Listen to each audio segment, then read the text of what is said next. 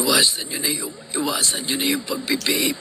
Hindi ko alam kung ano na sitwasyon, pero iwas kayo sa paninigarilyo. Nahirapan na ako magsalita. Nawalan siya ng boses. So, babala sa inyong lahat na kapag hindi nyo tinigil ang inyong mga bisyo, malamang baka ganito rin ang mangyayari sa inyo. Kaya habang maaga pa, itigil nyo na yung mga bisyo nyo para hindi kayo matulad sa kanya. Kaya panoorin natin yung buong advice niya. Hi everyone.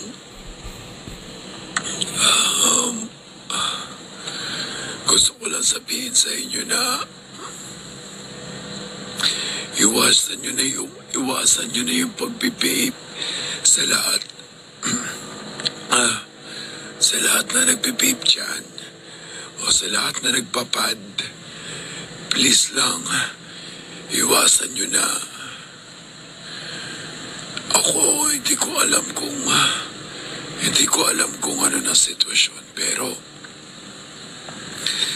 sinasabihan ko na kayo, iwasan nyo na yung pagpapad at pagpipape. Iwasan nyo na rin yung umiwas na kayo sa paninigarilyo. Ako, sobra akong nahatik sa pad. Tignan nyo yung sitwasyon ko ngayon. Kaya kung ako sa inyo, tigilan nyo na. Sisirain lang nila yung buhay nyo. Sisirain lang ng vape, ng pad, yung mga health nyo. Kaya itigil nyo na. Ito, friendly advice lang to. Hindi na ako nahirapan na ako magsalita. Hindi na ako makapagsalita ng ayos. Ako umasa. Sana gumaling ako. Kaya, iwasan nyo na. Iwasan nyo na. Ito na yung mga possible causes kung bakit nagkaroon siya ng ganyan na boses. And yung paghinga niya iba, no? Number 1 is pagbe-vape, syempre. Kasi dyan yung pinaka-cause kung bakit siya nagkaroon ng electronic vape aggravated lung injury or yung EVALI. So, yun yung nasa mga pinaka-main cause na nagkaroon siya ng problema sa kanyang paghinga at yung pagsasalita. Number 2 is yung paninigarilyo. Siyempre, habang nagve-vape, pwedeng naninigarilyo din siya. Tapos, parang same na alternative or pinagsasabay. So, mas lalong nagkakaroon talaga ng stress yung lungs natin kapag nag-i-inhale ng usok. Di ba? Number 3, yung lifestyle. Siyempre, kapag ikaw ay party girl or party boy, siyempre, exposed ka talaga sa mga bisyo. Hindi lang sa paninigarilyo, kundi yung mga alak, o kaya pwede rin yung mga ipinagbabawal ng gamot. Pag-usapan naman natin yung ilan sa mga signs and symptoms. And number 1, obviously, yung kanyang pananalita. Hoarseness of voice. Ramdam mo talaga na nahihirapan siyang magbigkas each word, and ramdam mo rin na parang there's na something dito na hoarseness, sore, na talagang iniinda niya. Number 2 is difficulty of breathing. Ramdam mo din habang tinitignan mo siya, yung paghinga niya, parang hinahabol niya, no? Nahihirapan talaga siya huminga.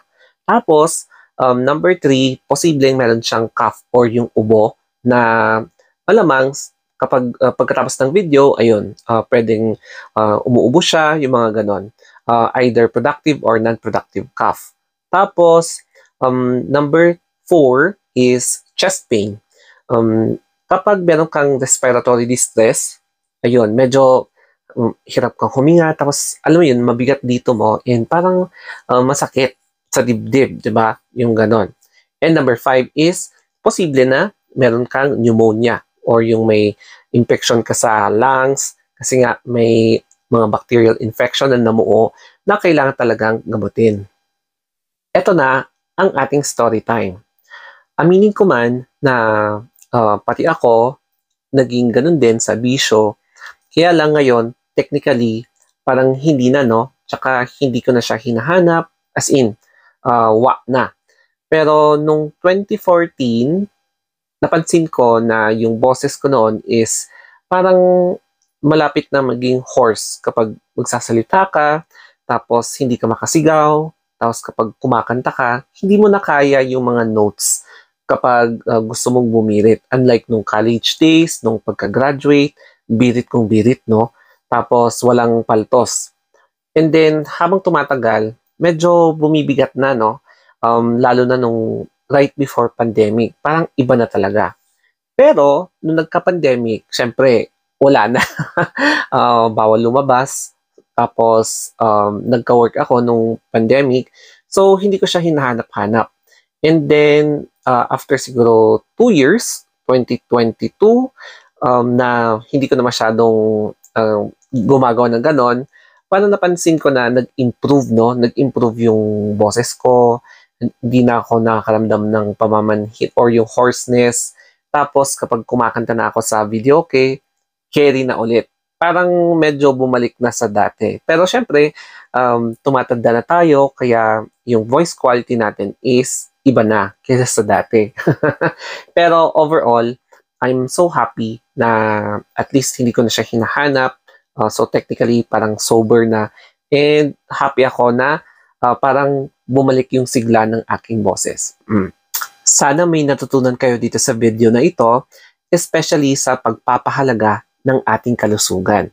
Kaya huwag nating hayaan na ma-impluwensya tayo sa mga ganitong klaseng bisyo para at least magkaroon tayo ng longer life and maabot natin ang pangarap natin sa buhay, no, para maging productive, o di ba? So ako naman, ayoko naman na magiging short term ang lifespan ko, kaya syempre alagaan natin yung health natin habang maaga pa.